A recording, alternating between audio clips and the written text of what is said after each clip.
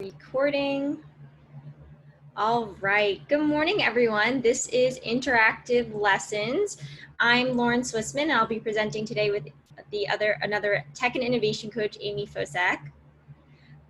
So if you would like to have access to today's presentation, which has several links in it, you can go to bit.ly/interactivepusd, and this link will be on every slide as we go through the presentation.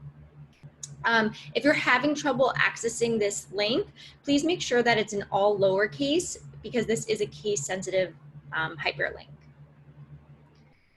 All right, before we get started, I want to go over a few things. First of all, this is a 1-hour training, which includes our webinar, time for questions, and work time. So it is expected that we make use of this entire time around this topic. Next, for questions during the webinar regarding today's topic, please use the chat feature. If you have questions on a different topic or something specific to you, you can send us an email at edtech@powayusd.com, and I'll go ahead and put that in the chat. We want to make sure that we use today's chat room as a way to talk about today's tool and bring up questions that might be relevant to everyone in this session. Next, please allow 48 hours for the recording of this session to be posted. We take the time to make sure we edit it and that others who weren't able to make it today can view this. And the recording of this session, in case you want to view it again, will be in the Canva link where you found today's Zoom link. Lastly, if you would like additional resources, you can go to the PUSD Digital Teaching Resources site.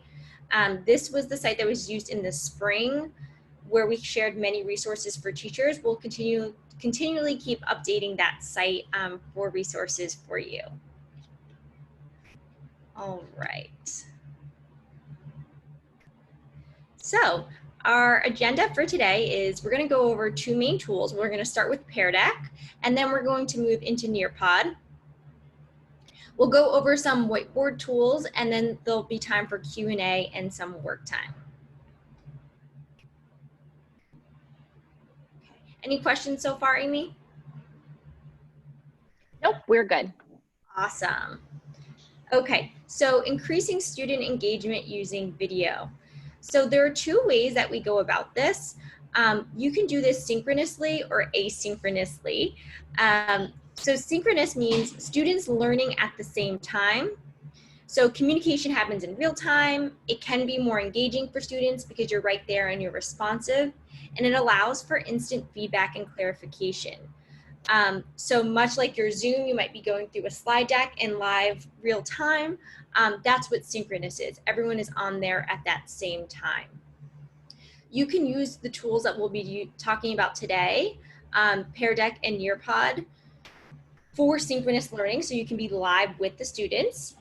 There are several other tools if you'd like to explore them on your own, such as the Google Present Q&A feature, ClassFlow, and Slido. So that would be live with the students with you. Asynchronous is that students learn at different times. So the communication is not live. It can be more convenient and flexible, and it allows for students to work at their own pace. So this might be giving them a playlist to work on their own, or to go through a slide deck through Nearpod or Pear Deck or Loom or Kaizen. There are many different tools for students to learn at their own pace.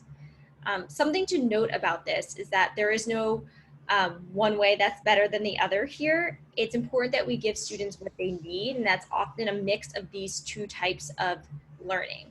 So again, we don't want to keep students on Zoom all day, every day, but we also don't want them feeling disconnected where they're learning self-paced the entire day. So we want to find that kind of sweet spot in the middle that's best for our students, and that's not going to look the same in every classroom. So finding what works best for you and your kids is super important. All right. We're going to go ahead and move into our first tool, which is Pear Deck. This is a tool that is a Google add-on. So I'm going to go ahead and escape our slide deck here so you can see my view of this. It is a Pear Deck Google add-on, so it's not exactly a Chrome extension if that's what you're familiar with. If you click this link in the slide, it will take you to how to add this onto your Google Slides. So right now mine says uninstall, yours would stay install, and you go ahead and click that. So when you come back over to your slide deck and you're ready to use this tool, you can click add-ons and go down to Pear Deck and open Pear Deck add-on, and that will be in any slides that you open. And it's simple as that to get that tool. So again, you just click install, refresh this page if you might need to, and then open Pear Deck and you're there. So what is Pear Deck? It is a tool I've been using for a long time. I started using it when it first came out many years ago, and it only had very limited features, but at the time it was very exciting. And it continues to grow and change and add more features. So please take with what I'm saying today, as things might change, especially in this time that we're in right now. People are, and a lot of tech companies are experimenting with what they can do to help improve online learning. But it really is a great tool and engages students. So what it does is it's an add-on for your Google Slides. So if you're presenting, you can ask questions of students on the spot. They can be pre-prepared, they can be text, they can be choice, they can be number, they can be a multitude of different types of questions, so that your students aren't just sitting and getting, but they're having to respond interactively with that slide. And I'll show you those examples in a second. It's a great way to use formative assessment, to take polls of students, to get them to interact with each other, to do that quick check, right? If you're going to pull a small group after your main lesson, who might it be that I want to kind of maybe reteach or extend their learning? So it gives you that quick check right there.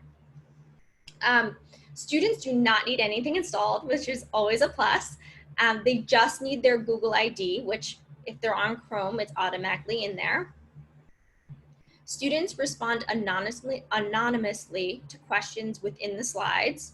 So there is no sharing of who got the right or wrong answer. Only you can see that after the lesson has ended.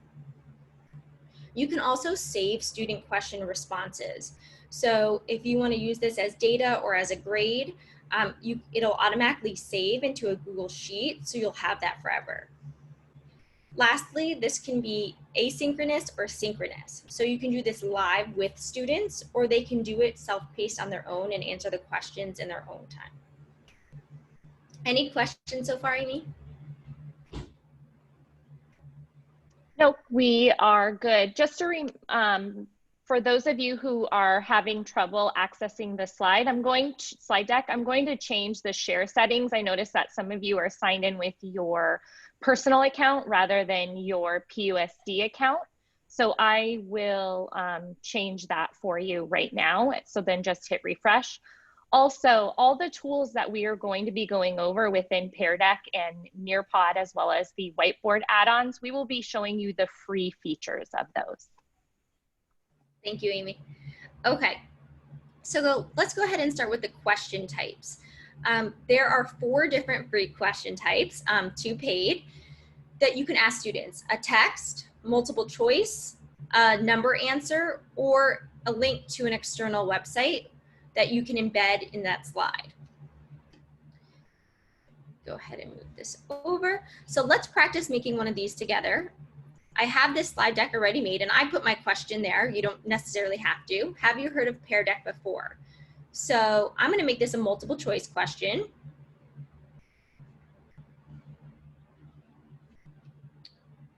So it will be yes, no, we'll say maybe. And you can add more choices than that. I'm going to click update slide. So now I know that it's interactive because Pear Deck has put this little bar at the bottom, and it tells me do not remove this bar. This is an interactive slide, and students choose an option. So I see A, B, C here. I know that this is a multiple choice slide. It also puts in the notes. It reminds me what I did here. If a student needs directions, or if I need to remind myself of what I did in that slide. Something else I can also do, which is great for our youngest learners, is add audio to that slide. especially our beginning of the year younger kiddos who maybe not reading fluently yet. We can add audio so to read the question to them. So let's explore what that looks like. I can upload audio. So maybe I even just want to put a song in there for them to listen to, or a timer countdown. That's a great one too, in case we want to keep them on track. Or I can just record myself reading that question. So I'm going to go ahead and do that. Have you heard of Pear Deck before? Click save. Have you heard of Pear Deck before? And I'm going to add that audio to the slide. So in just a minute, not even, I was able to add a question in there and add an audio, and it's right here on my side, so super accessible. So when I'm ready to start my lesson, and I can do this on multiple slides and different question types, there's no limit to how many questions you can put in of the 3 types of questions. I'm going to go up here to hit Start Lesson. And I have those 2 options we talked about. Do I want it student self-paced, or do I want it instructor paced? For our practice today, I'm just going to hit instructor paced just so I can show you what that looks like. Once I hit that, a new tab opens up in my browser, and it gives me a code for students. So students have 2 options for getting into this interactive slide deck. They can go to joinpd.com, and that link never changes. And they can enter this code. So I'll show you what joinpd.com looks like. And then they would simply enter that code that I shared with them. Another way to do this is just to give students a direct link. If I copy this link here and maybe post it in my Canvas course, they don't have to enter a code, it'll just take them right there. So now I can see, oh, it looks like I have 5 students in the class. I can wait and make sure that I have all my students here before starting, again, my live lesson. Now, if this was not a live lesson, students would be able just to jump right in and start moving through the slides on their own. However, because I chose live, I'm going to have to start that class. So I'm going to click Start Class. And I'm going to move through the slides. So you can notice my students here. Oh, I forgot to mention this part. I love this SEL check-in. You can turn this off or on, but the slide decks always start, if you set it that way, to ask them, how are you feeling today? And if they don't feel like answering that, they can skip. And then it's automatically on the slide that I am on. So as I move my teacher slide, this on the student view is the same. Again, they don't have those tools down here. So I'm going to go ahead and move my teacher slide to the question that we made. So I'm going to switch back over. Bear with me. I'm going between teacher and student view. This is the student view. So have you heard of Pear Deck before? And I can also see this headphone symbol here. So if I'm a student who can't read this, I can go to the headphone symbol in the bottom right corner and click play. Have you heard of Pear Deck before? Play that, and then I can choose my answer. Now the answers cannot be read aloud, pre-recorded. However, you can put emojis in there to add a little bit of symbols in there. You can also correspond the question type answers on the right with pictures on here. So I'm going to click my answer. Now on the teacher view, see, I have 18 out of 18 responses. I can share my responses with you. So I'm going to go ahead and maybe I want to say lock screen so no one else can answer. And I'm going to show the responses. So 8 yeses, 10 nos. My current answer is yes, so I've locked it, so I can't give any more answers. So I'm going to unlock the screens in case maybe I want to change my answers. All right. I'm going to go ahead. Oh, and you can also view it like this. as well. Okay, we're gonna go ahead and hide responses there. One other thing that I'd like to show you is the new prompt. So I know we do this as a lot as teachers. Maybe we planned a quick check, but then we realize, oh, maybe I need a follow up to that, or there's one more question I want to ask if I can really get their understanding. So you can add an on the spot prompt. You can choose a pre-written one. Use one I've used before or create a brand new one. So if I want to make one on the spot, I can do that as well. Another thing to show is that, let's say maybe you want to do live for the beginning part of the lesson and then turn on self-paced. I can do that as well. So if I turn on self-paced, students can move through the deck freely and they're not tied to me moving through it. When I'm done with the session, I'm going to hit end. I can name it.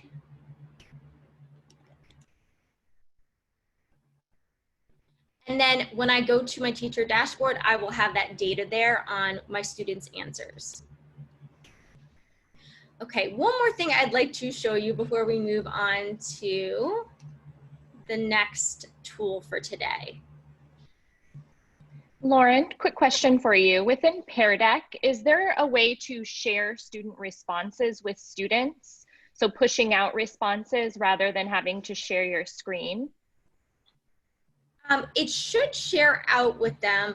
That feature they have multiple times changed it so that it's paid and then it's free again. When I did it today, it looked like it did not share out to you on your end.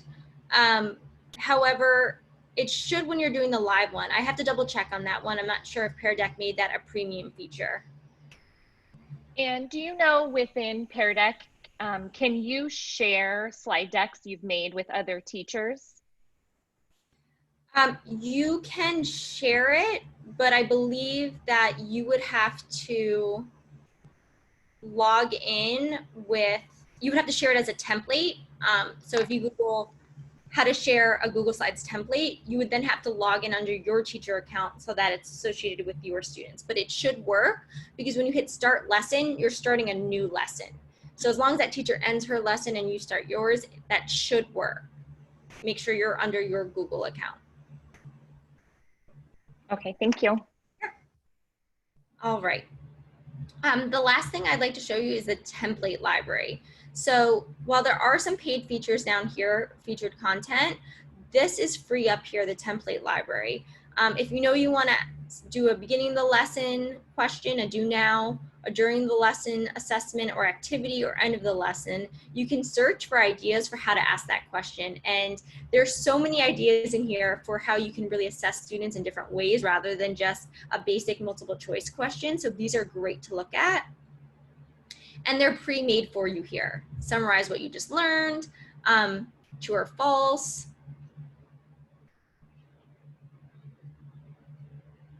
stretch break slide, many different things. And then you can also search pre-made questions by subject area or content. So you want a critical thinking question, littles, questions for littles. You can search by content area. All right, so that is the last thing with Pear Deck. Are there any other questions about Pear Deck before we move on? I think one thing we'll go over when we're showing you the difference between Pear Deck and Nearpod, and we're showing you the free versions, one thing to note is that within Pear Deck, for students to use it asynchronously, that is in the paid version. Whereas in Nearpod, you can have access to both synchronous and asynchronous. So it really depends on how you're planning on using the tool within your classroom. And one last thing, you can embed this into your Canvas classroom. So you can get this and put it into your Canvas classroom if that's the way that you want students to access it. Yeah. Great.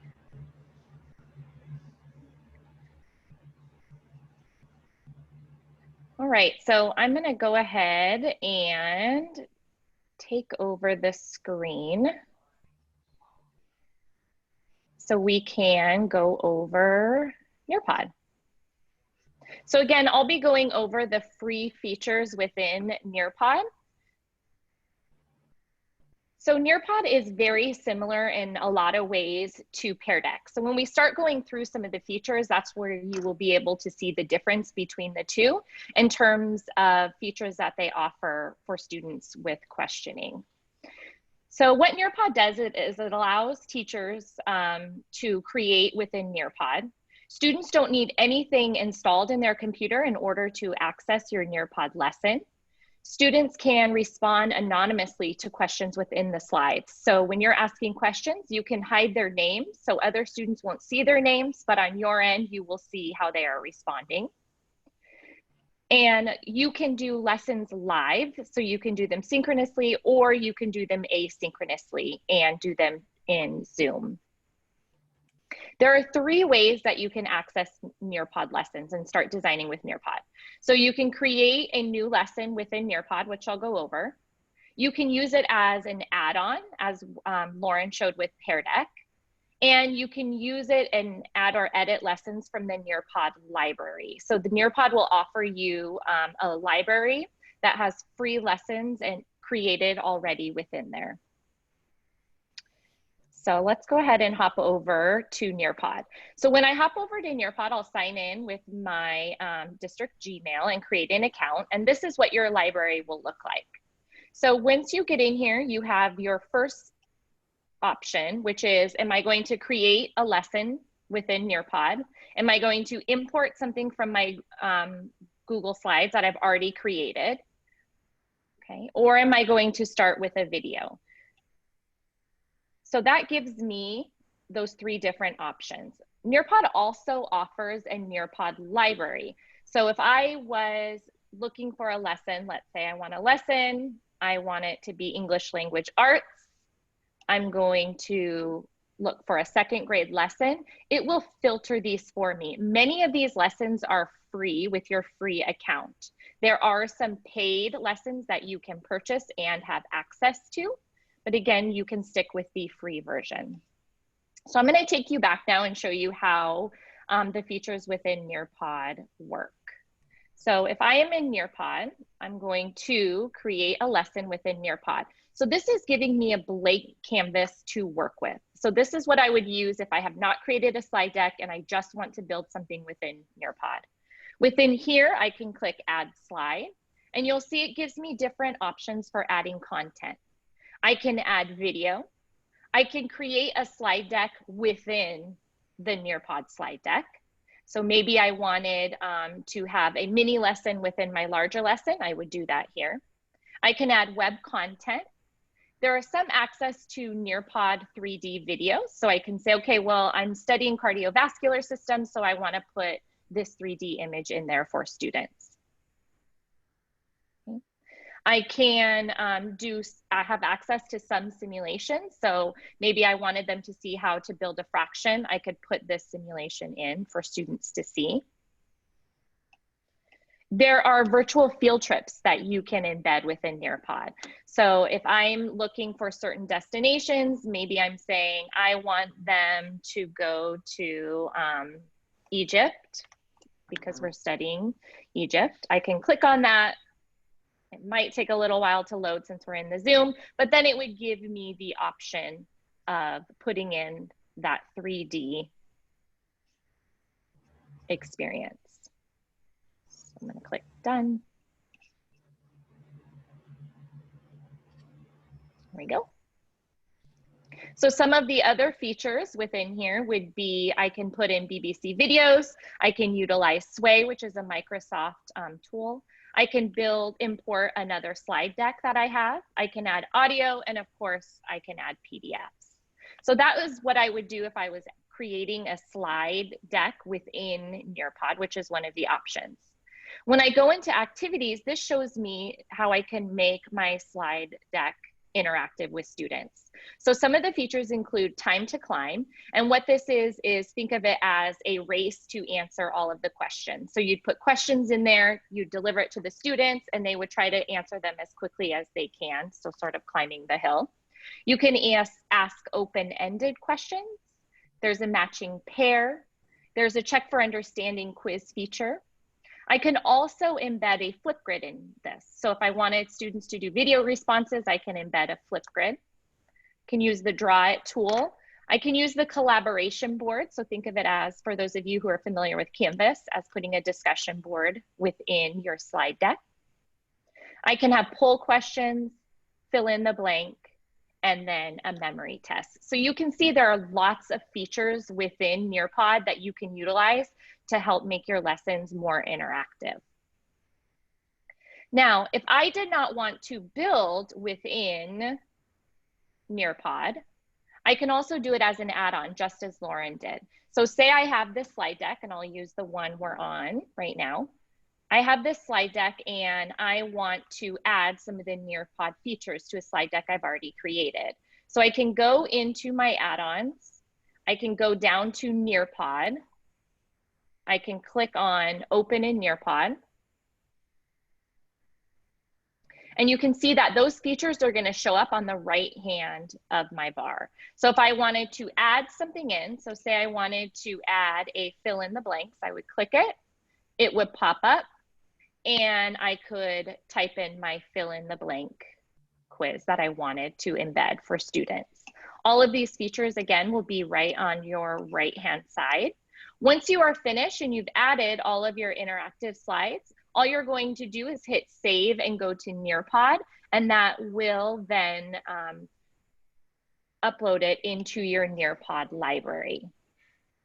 So if you'll see here, I'll go in, I click on Nearpod, and I can go into my library, and here are all the lessons that I have.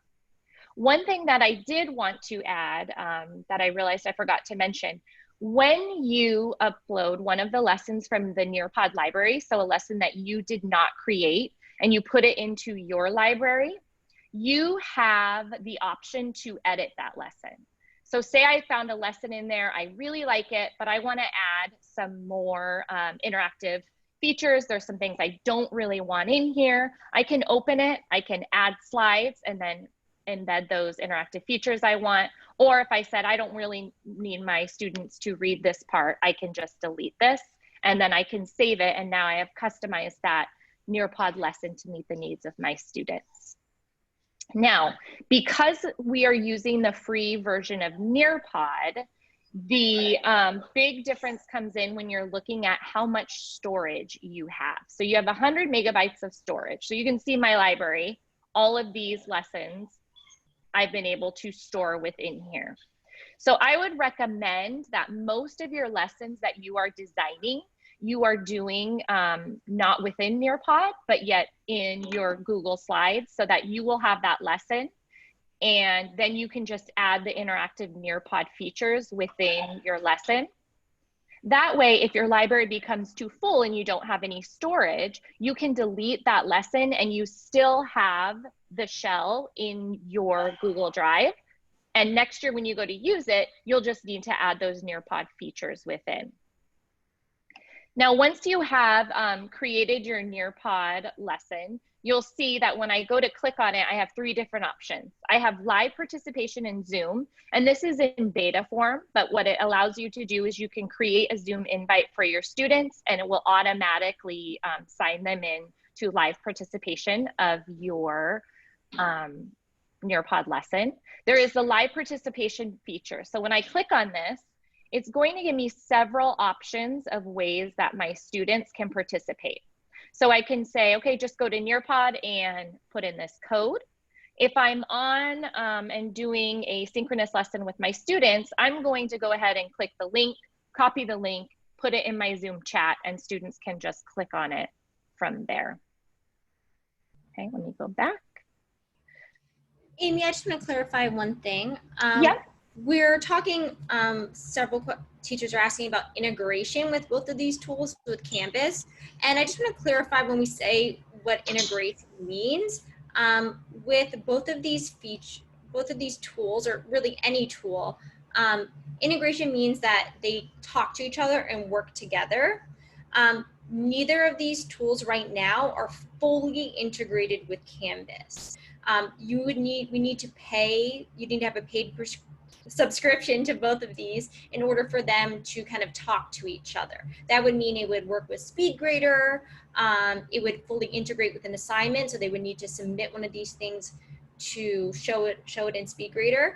However, that doesn't mean you can't use these two things together. So while they're not technically integrated, you can still use both of these tools in Canvas. So I can embed my slide deck in a Canvas assignment or page while I'm using Nearpod.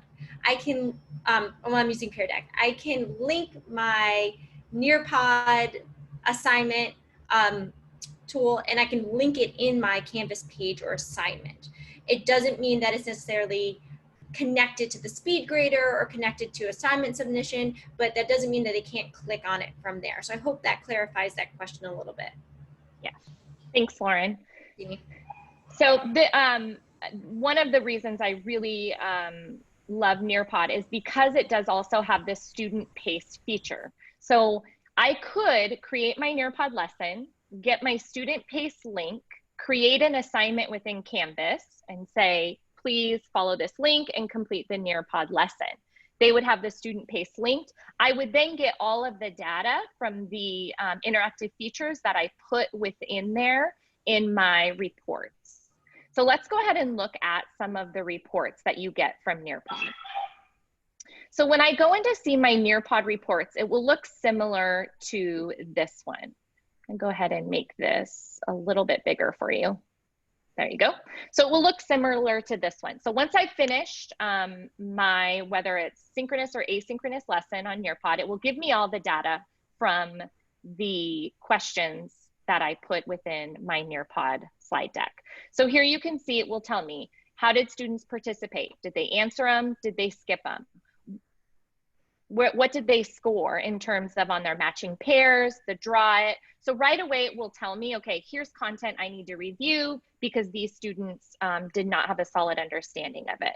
If I'm doing this synchronous with my students, I will see this data in real time as well as in the report, right? So it really lets you kind of monitor, check for understanding, and then you can switch your lesson and adjust it as needed. If they're doing it asynchronously, you can use this data to say, again, where does the reteaching need to occur, or where does the extra challenging need to occur? Okay. Questions before we go on to Whiteboard Tools, Lauren? I'm just going to answer a few of these out loud as they're coming in super fast. When students click on a link, it will open up in a new tab.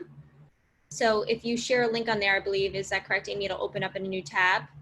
Yes. So this is something I would say, if you are planning on using Nearpod lessons or any other tools with your students, something I would teach them right away in the beginning is how to access links you put in your Zoom chat and then toggle between Zoom and the different sites that you're sending to them. So this would be something, again, scaffold it right away from the beginning because it will make your instruction seamless as we move on in virtual learning.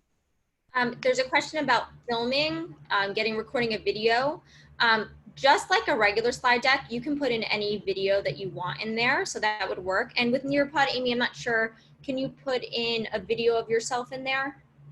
You can, but again, you're looking at storage issues. Right. So my suggestion would be this. So if I was going to do some pre-teaching for a lesson, rather than putting it into a Nearpod, I would record myself on Loom, do the pre-teaching, and then within Loom, you can add a link. So then I would say, okay, you've watched this lesson, great, now go ahead and complete the follow-up assignment in Nearpod. The link would be on that recording, the screencast that you did, and they would move on and complete the Nearpod activity. And I just want to clarify as well, I know that Nearpod has shown up in some of your older courses in the navigation on Canvas. However, that was from when our district was paying for Nearpod. Again, that won't fully integrate with it now as it's not something that we're paying for. So it is there on the left side. If your school does have a subscription to it, it would connect and work. However, it doesn't work unless you have the paid version. Amy, is the student pace feature in Nearpod free? Yes, the student pace version in Nearpod is free. And I want to clarify that student paced feature in Pear Deck as well. While the site lists that student paced is a paid version, if you made an account previously, it still works for me. So I'm not sure exactly what's going on there, but I was able to use student pace for just yesterday. So it did work for me. So I'm wondering if it's just certain features of the student pace are paid for. So I would check that out on your account if student pace will work in Pear Deck or not. Again, I apologize if that's a little bit confusing. I just know that these tools and tech companies are often changing what is free and what is paid. However, it is still working for me. I think there are just some student-paced features that are prohibited because I do not pay. Yeah.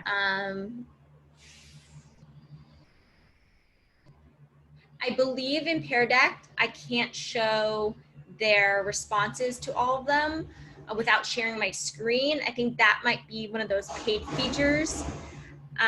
Again, they're always changing what is free and paid. Yes, and that is a feature that you do have within Nearpod. So when I'm going through my lesson live and I'm looking at student answers, so maybe I had them all do a short answer response, there is a option for you then to click on a student and have their answer project to all students' computers. So that's another great feature. So you can highlight, you know, here's what this student did, here's the example, here's what we were looking for in that response. And just to clarify, go back again to the Canvas add-ons. When we add on a tool or feature in Canvas, some schools pay for certain things that other schools do not. So when we add it on, everyone else can view it. So it's there because some schools still pay for Nearpod. Some schools pay for all different types of tools at that own level. However, when we add it into Canvas, it's accessible or viewable by the whole district. That way, if your school were to start paying for a specific tool, it's already there for you to integrate. And thank you, Alex. She shared that her account is new, but student self-paced is working. So I believe that still is free for everyone. There just might be some limitations in the student self-paced. Yes, and as Lauren said, with all of these ed tech tools, and as we're shifting and continuing to go down the virtual learning path, ed tech companies are constantly changing. They're adding different tools. They're changing what you used to have, used to be free is now a paid, and vice versa. So again, we could be going through this today, and tomorrow Nearpod could decide that their self-paced version is now going to only be a paid feature. So for right now, everything we're going over is what is currently free or paid, but again, that could change. Okay, and I think there's one more question about Nearpod, okay. And Amy, you might be able to answer this one. Mm-hmm. Is it possible to download the Nearpod into your Google Slides or Drive, edit it, and then upload it back to Nearpod? I know there's that Nearpod Eyes add-on, but yes. So what you would do is you would, are you referring, if you create a lesson within Nearpod, is that your question? If you built the lesson within Nearpod, can you download that into your Drive? You could not, because those Nearpod features are specific to Nearpod. So they would only show up when you're using the add-on or when you're within Nearpod itself.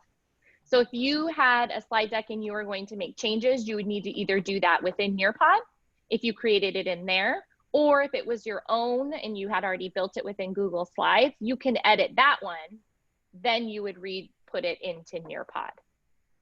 So I kind of answered that in two different directions, depending on exactly what the question was referring to. So hopefully that answered the question. Yeah, and going back again, we are keep talking about this question, so I just want to clarify again. I know it's hard when you're at a school site to know what is accessible to the entire district or what maybe just your school site pays for, but this does happen at every school site, that your school site has a specific subscription to something that another school site doesn't. So yes, it is up to your school administration for where that funding is spent and what tools that your school subscribes to. So yes, that's something your school can do. That's something you need to talk to your administration about. Yes.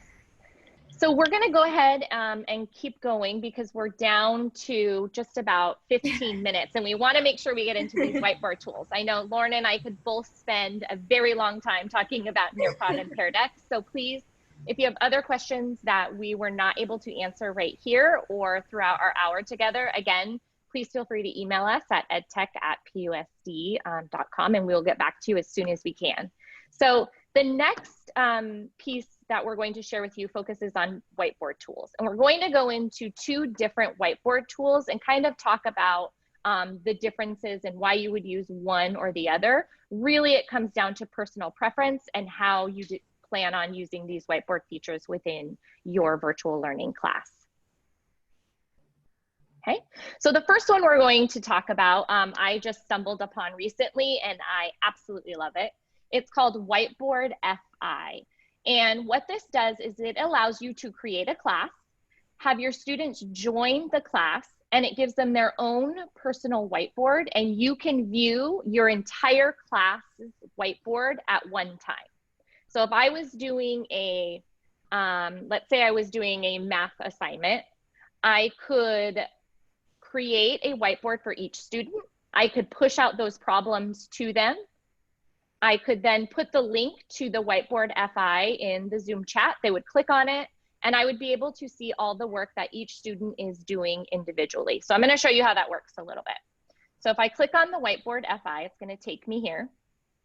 I have signed up again with just my PUSD account.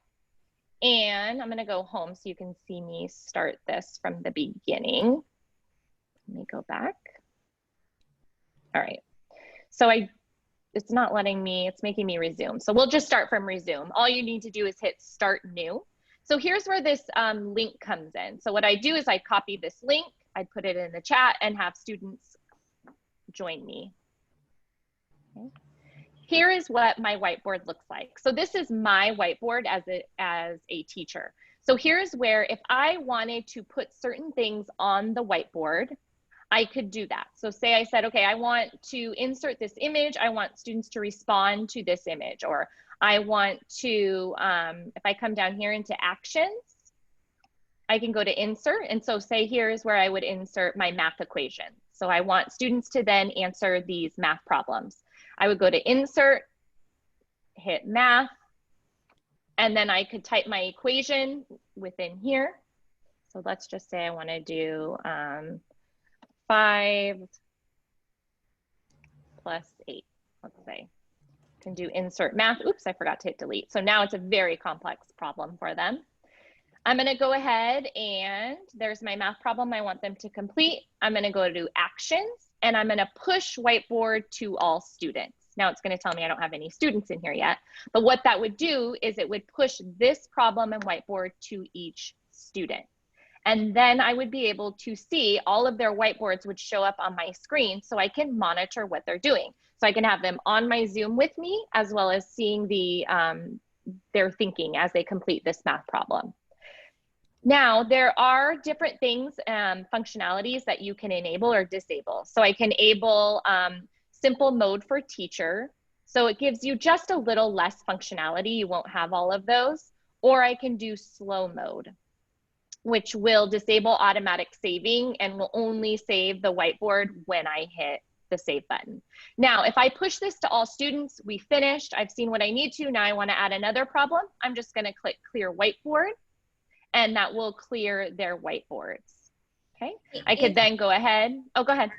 A quick question. Can the students see each other's boards? They cannot. They only see their board. Your feature allows you to see all the boards, but they will see theirs. Thank you. Mm-hmm. Okay, so those are the different features that are here. Now, if I want to enable other settings, I can click on this toggle. I can have my students in a waiting room lobby. I could have them join and then I could lock the room so that nobody else is able to join. I can also hide their names. So if they were in working, I could hide their names because I think, Lauren, just to go back, I think there is a feature where you can have students see whiteboards or not see whiteboards. So if I was having them all see their whiteboards, I'm going to click hide names. because then they would know that they wouldn't know whose work is whose. So you would be able to see that, but the students wouldn't if they're all viewing the whiteboards. Okay. So would the teacher be able to share one student's whiteboard as like an example without sharing their screen? That I am not sure about, if they can share one and not share the other. I'd have to look into that, and I'd be happy to do that. So you can also, a nice thing about this is if you were using it for a student to kind of show proof of learning that they've mastered certain concepts, you can save all of the whiteboard images as a PDF. So if they were working on this, you wanted to save it as a PDF and then upload it either into Canvas or to Seesaw or a different portfolio system you're using, you can do that. Okay. Amy, I may have missed this. What was the slow mode? I'm sorry? It looks like there was a feature called the slow mode.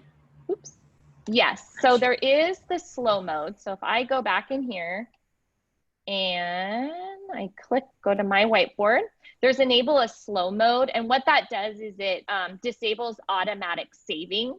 So you know how a lot of the times it will just save everything you're doing as you go. This will make it so it only saves if you hit the save button. That's basically what it is. Any other questions about this tool, Lauren?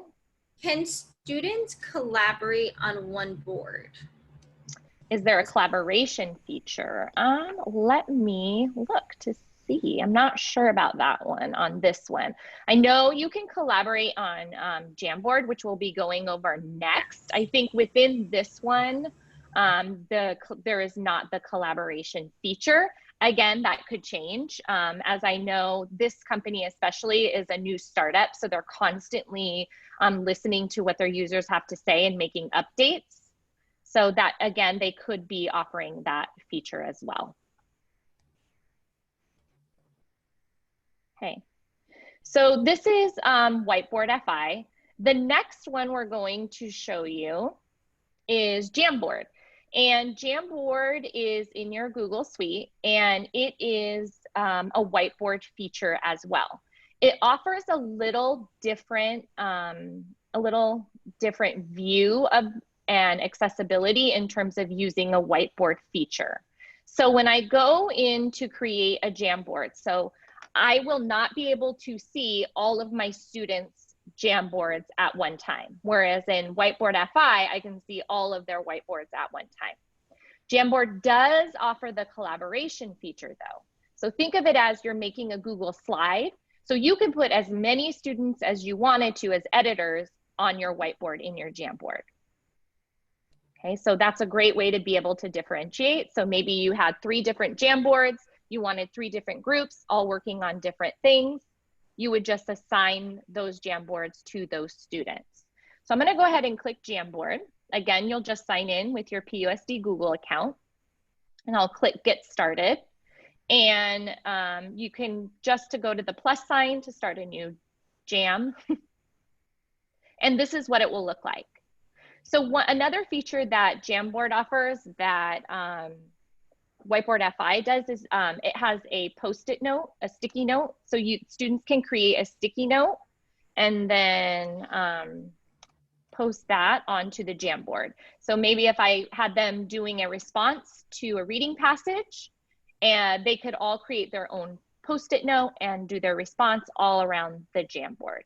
So remember though, if you are having students all collaborate, they all have editing access. So a good time again to talk about the importance of digital citizenship, respecting the others' work, and the comments that you make.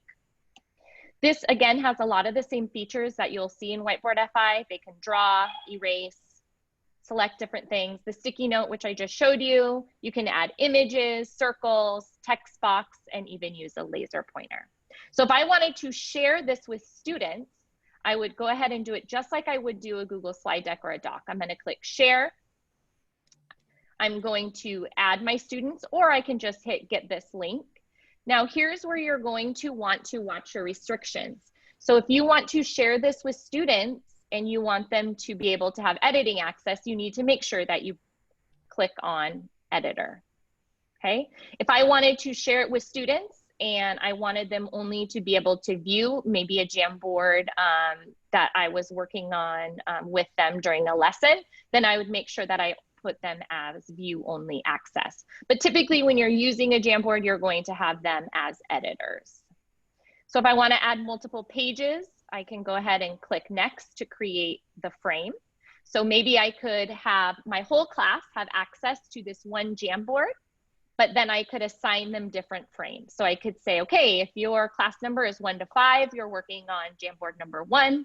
Class, if your number is 6 through 11, and going so on and so on. And you can add those different boards, and you could create the same question with each board, but the collaboration on each board will just look different and be personalized to the students working on that specific board. One thing to note with the Jamboard is that you can only have 25 participants on one Jamboard at a time. So if you have a class of 40 or 42, you're going to want to make sure you have multiple Jamboards and separate your class because they will all not be able to collaborate on the one. Whereas in Whiteboard Fi, you can have up to 50.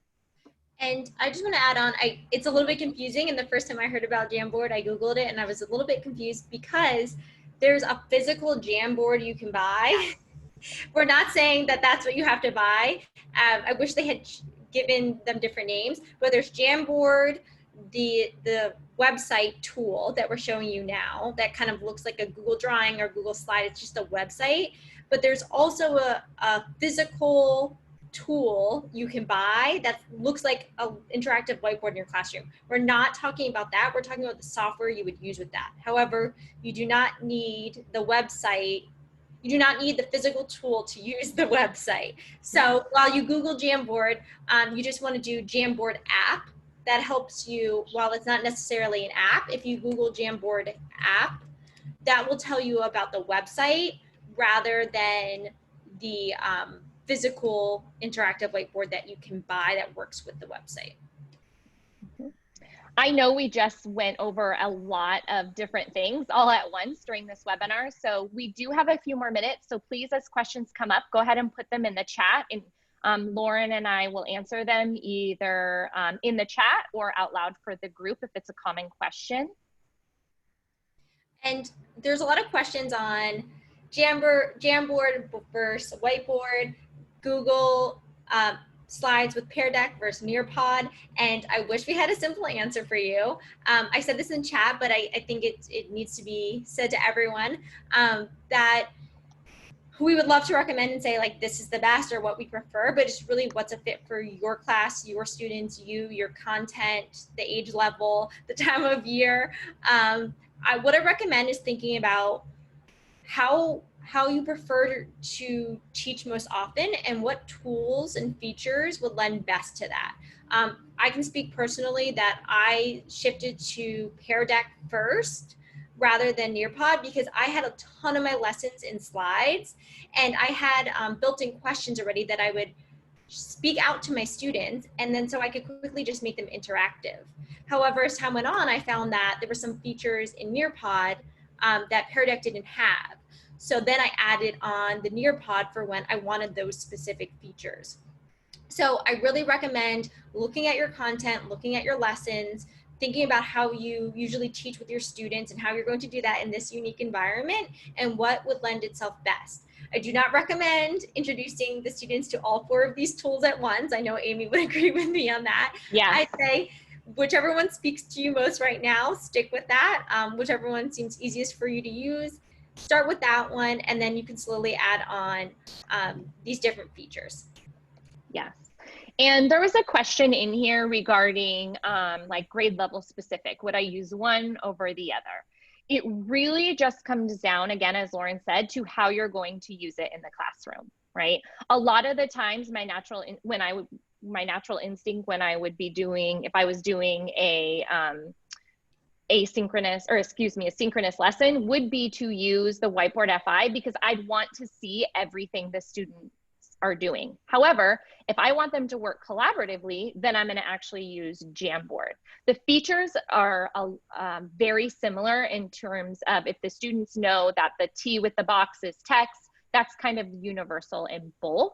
So again, it comes back to how you are going to use these. Somebody also asked if Whiteboard Fi was an app for an iPhone, and no, it is not. It is web-based, so you would not use it as an app. You could use it though if you had the student who had an iPhone, go into Chrome and then go to Whiteboard Fi that way. If you were using Pear Deck in Zoom, you would go ahead and put that Pear Deck login in your Zoom chat so students could access it. And then you would run the Zoom lesson using your Pear Deck slide deck so the students had those interactive pieces. As far as purchasing, as tech coaches, that is not exactly our role. However, when it's communicated out to teachers, it's also communicated out to us. And as you know, things are changing minute by minute. And the Tech and Innovation Department is, along with LSS, along with many people at the district office, they are exploring what other tools we can subscribe to or purchase to make sure that virtual learning goes as smoothly as possible. But as soon as something is purchased and it's communicated out to us, it's communicated out to you as well. So we can't say for sure anything is specifically purchased or not, but as soon as they know of a new purchase, they will share it out with you. So just please stay tuned. I know that it's difficult to start moving in when you're not sure if something is going to be purchased or not, but your principals have the most up-to-date information. So please continue to just stay in touch with them and check your emails often. And yes, if you have any other questions, well, Amy and I will be in the chat for the next couple of minutes. So yes, unfortunately, that 25 student view does apply to the collaboration as well. So only 25 students could be collaborating on one Jamboard. One kind of thing that kind of gets Lauren and I both is that a lot of these ed tech companies have this 25 limit and don't realize that we have a lot more than that in our middle and high school classrooms. So hopefully they will kind of catch up to that and start changing their student limit when they are designing tools for the classroom. And yes, Elizabeth, some schools do have paid versions of Nearpod. It's really, again, just a site decision on what your site chooses to spend their money on. Again, a lot of these tools, you can use the free version. It just does take a little more back-end work in terms of making sure you're building your slide decks within Google Slides rather than with Nearpod and etc. So the collaboration limit used to be 50 for Jamboard, and they just cut it down in June to 25, unfortunately. So maybe that will change again. It would be great if it did, but as of recently, they had cut that back.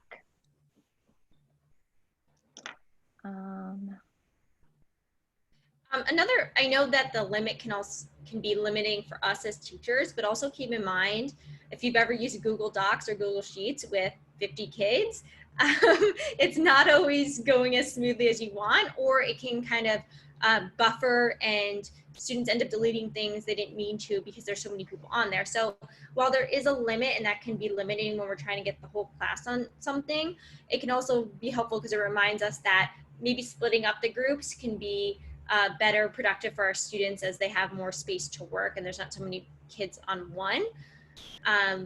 So just something to keep in mind. Yes. And some were asking questions. Sorry, I'm trying to get to as many of these as I can. Yes, and as Jennifer put in the chat, a lot of these have free 90-day premium. So you could certainly sign up for that, get the most out of the premium versions, and then it will just tell you, okay, you have too much, there's not enough storage in your free account, and that's when you can go ahead and move that information over. Let's see.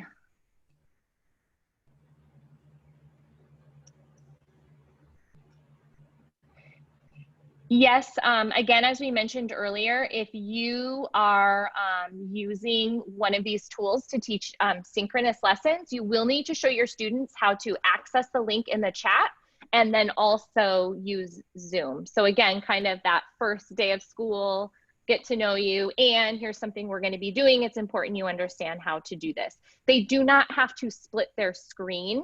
They just need to click on, once they open the link to the website, they'll just need to click on the Zoom again so that they can see your face and you can see theirs. And right now there is not an upgrade for Whiteboard Fi. It's completely free, which is great. You're very welcome. Thank you, everyone. These were great questions. And again, if you have any further questions as you explore these tools, feel free to email us. Thanks, everyone.